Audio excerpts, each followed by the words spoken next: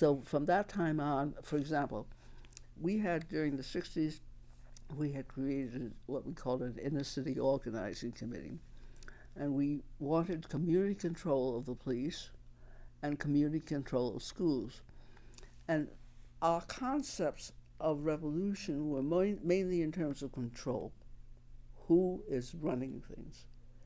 They were not so much in terms of what values go into the institution.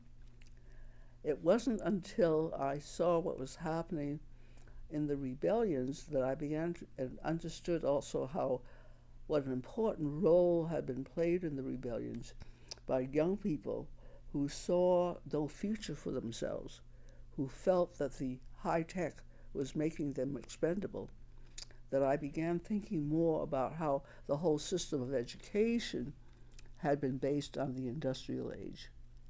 But if the economy is falling apart, if the economy is changing so rapidly, what is the what kind of school system do we need? And it was very clear, and John Dewey had recognized this very early, that the classroom being organized only for the economy was not creating citizens, and that there had to be a very different relationship between the community and the school. And it was out of that that I began to develop ideas of a paradigm shift in the educational system, where being a part of the community and being a part of building the community would be a part of the curriculum from K to 12. They call that freedom schooling down south. But we need to do that same sort of thing with all our institutions. All our institutions had been created for another period that was now behind us.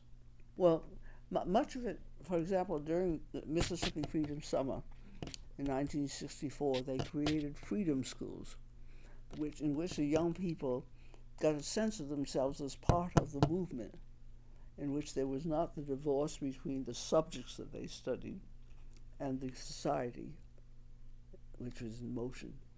And I think that's the sort of thing we have to begin doing.